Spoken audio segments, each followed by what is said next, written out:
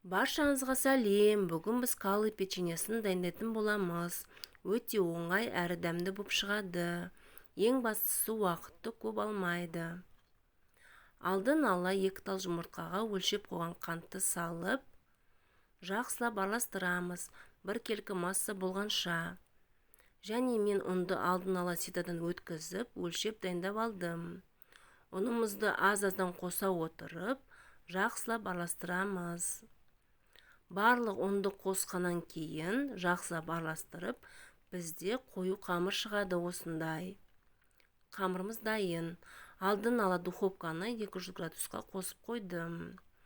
Бір листі алып, пергамент бумагасын төсеп, қамырымызды осылай домалақтап шықтым.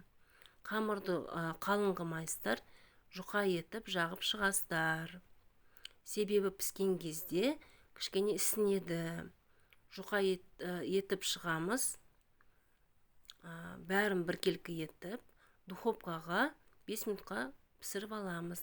Жан-жағы сарғайса болды, шығарамыз. Осылай алып, ыстық кезінде гүлдің формасын жасаймыз жабыстырып. Бәрін біркелкі етіп жасап шығамыз. Егер де печеньеңіз салқындап қалса, жабыспайды. Сол себепті салқын болғаннан кейін духовкаға салып қыздырып алсаңыздар болады. Міне біздің печеньеміз дайын. Мен әсемдік үшін бір алманы алып, турап, орталарына салып шықтым. Сіздер салмасаңыздар да болады. Үстіне қант ұнтағын сеуіп шықтым бәріне, біркелкі етіп. Міне біздің печеньеміз енді дайын болды.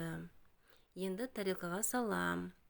Өте әдемі әрі дәмді болып шықты. Каналым ұнаватса лайк, тіркелу, қоңырау басуды ұмытпаңыздар. Астарыңыз дәмді болсын. Міндетті түрде дайындап көріңіздер. Уақытты көп алмайды. Ең бастысы балаларға қатты ұнайды.